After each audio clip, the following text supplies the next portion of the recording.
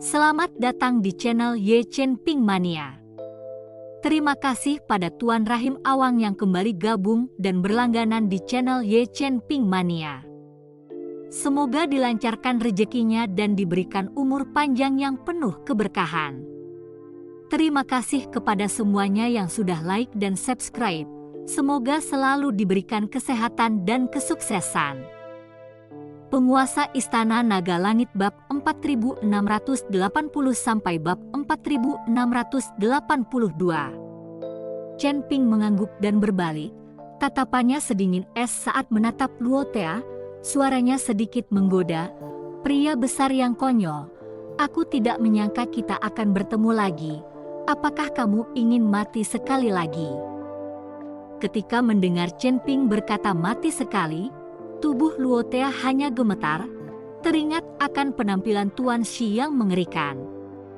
Namun, ini adalah kota binatang buas, bahkan jika Chen Ping memiliki pendukung di alam surgawi, mustahil baginya untuk muncul di sini.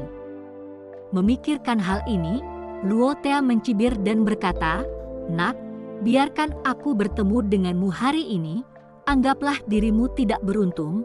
Kamu telah mengambil sesuatu dariku, aku akan membuatmu memuntahkannya 2 kali lipat. Apakah kamu memiliki kemampuan itu?"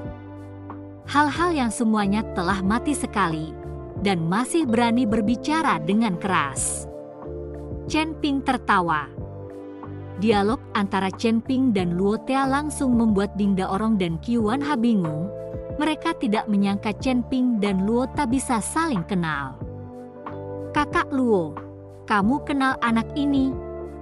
tanya Qiuan Ha dengan curiga. "Tentu saja aku mengenalnya. Anak inilah yang merampok batu roh abadi milikku," kata Luo Tea. "Apa?" Qiuan Ha terkejut, mungkinkah dia seorang kultivator dari dunia luar kota binatang? Ding Daorong juga melihat ke arah Chen Ping, wajahnya penuh ketidakpercayaan.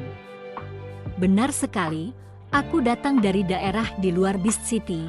Aku bisa menemukan tempat ini berkat peta milik lelaki besar bodoh ini. Kalau tidak, aku tidak akan bisa menemukan tempat ini dengan peta di tas penyimpanannya.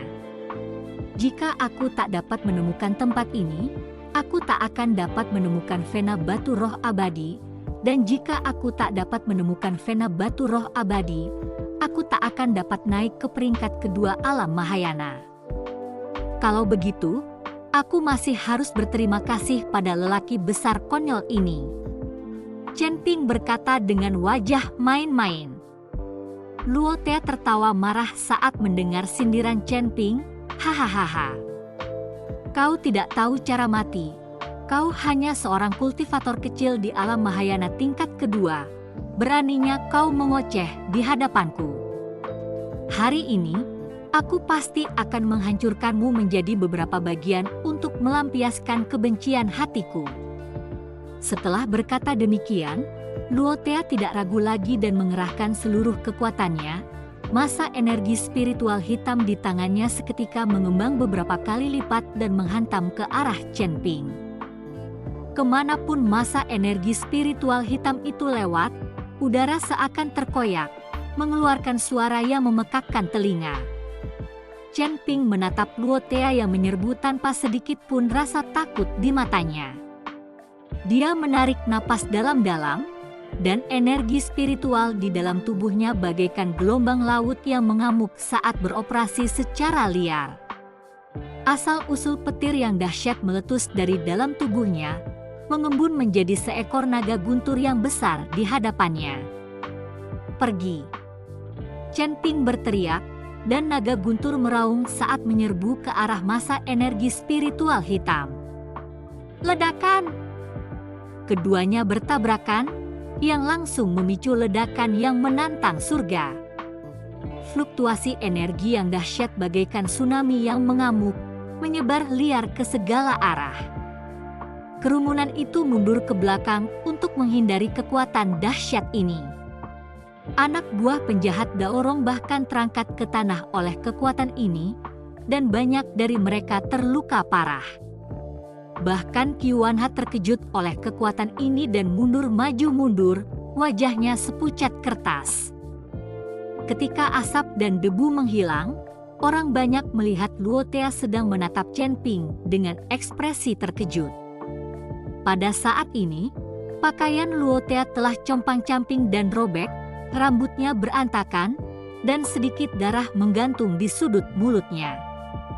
Sebaliknya, Chen Ping berdiri tegak di tempatnya, napasnya teratur, seolah-olah pertempuran besar tadi tidak memberikan pengaruh apapun padanya.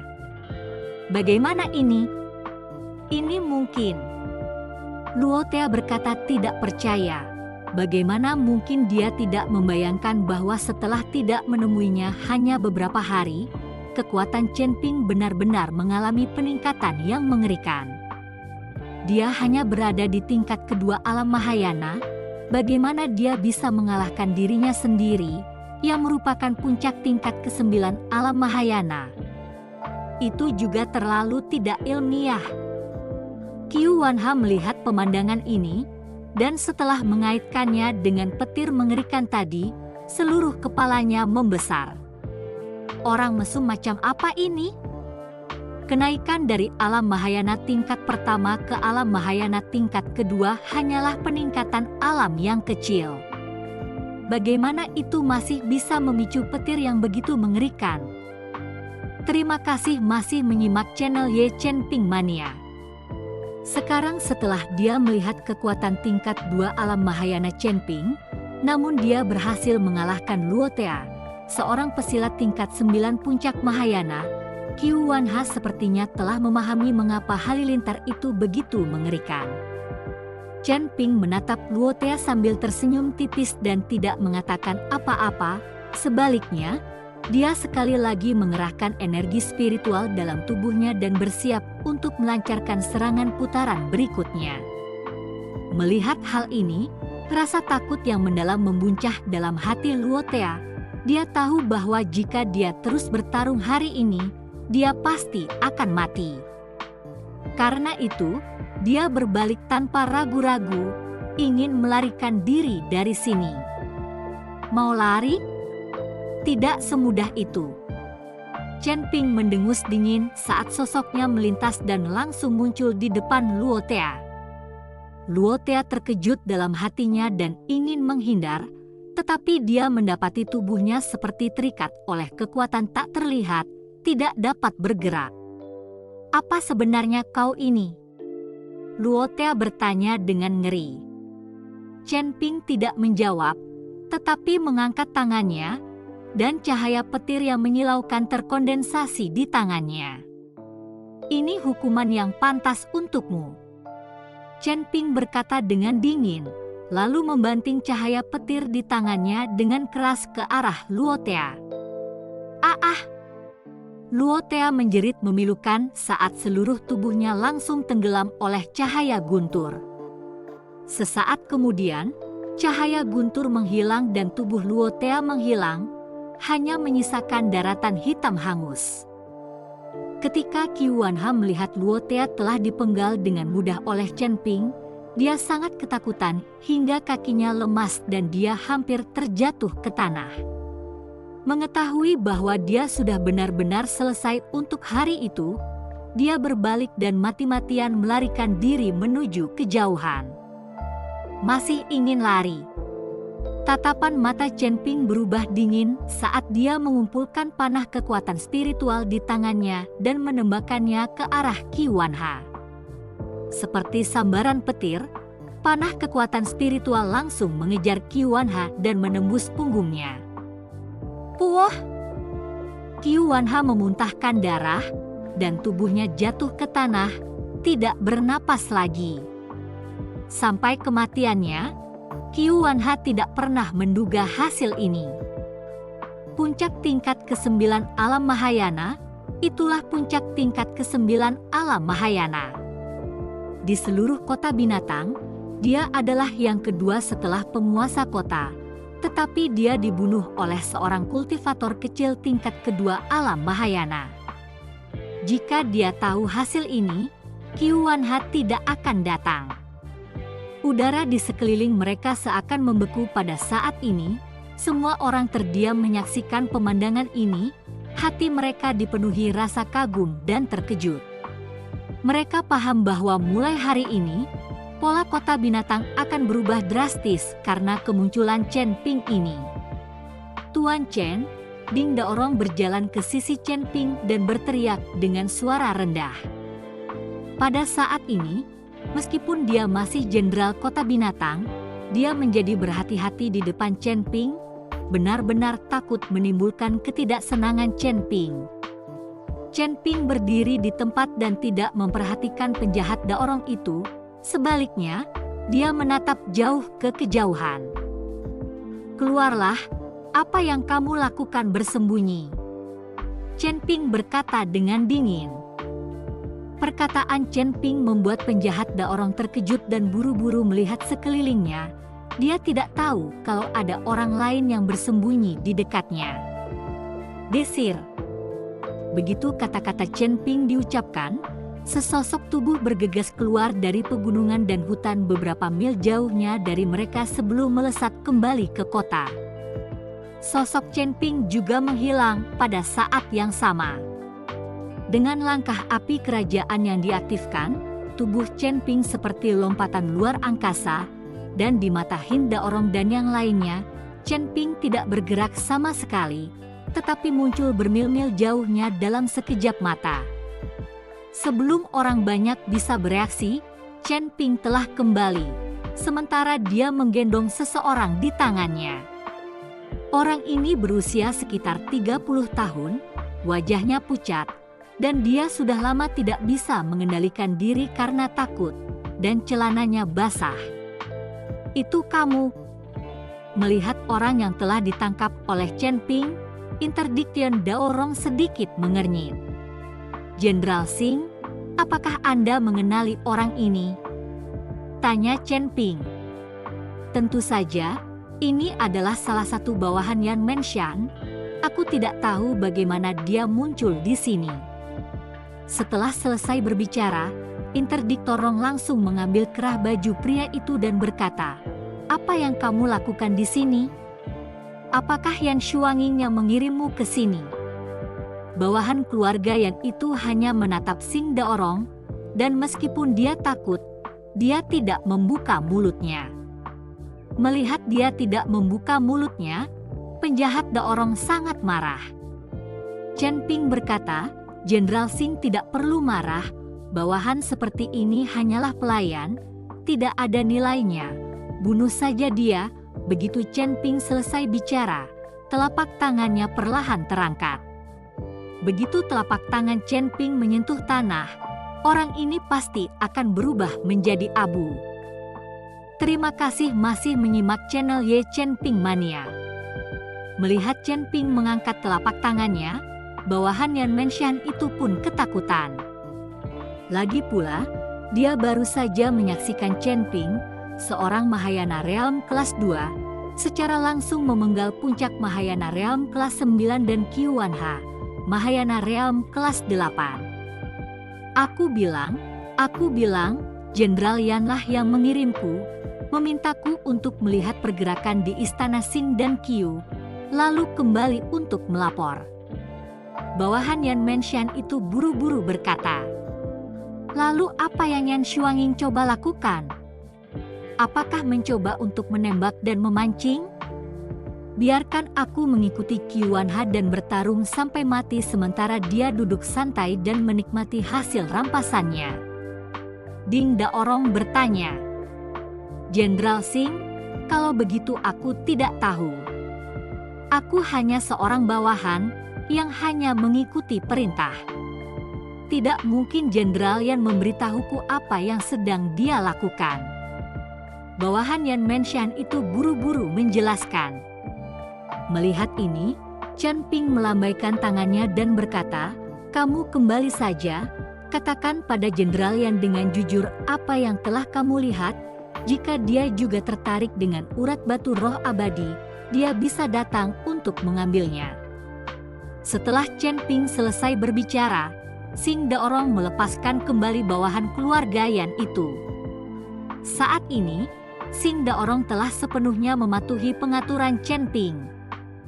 Pada saat yang sama di 10 kuil, penguasa 10 kuil mengerutkan kening, khawatir tentang sumber daya. Seiring dengan para pembudidaya di 10 kuil yang menjadi semakin kuat, jumlah sumber daya yang perlu dikonsumsi juga sangat besar. Hanya mengandalkan sumber daya yang telah diserbu aliansi penyegel iblis di alam surgawi, mereka tidak lagi mampu mendukung konsumsi seluruh 10 kuil. Ini pula yang menjadi alasan mengapa penguasa 10 kuil meminta Luo Tea mengikuti kota binatang untuk berbisnis. Agar dapat mencapai keabadian, seseorang harus mempunyai sumber daya yang cukup untuk melakukannya, dan tanpa itu, semuanya akan sia-sia. Ketua aula, ada masalah. Lampu jiwa kehidupan pemberi Luo padam. Pada saat ini, seorang anggota 10 kuil berlari terburu-buru. Apa? Penguasa 10 kuil membeku, lalu segera berlari keluar.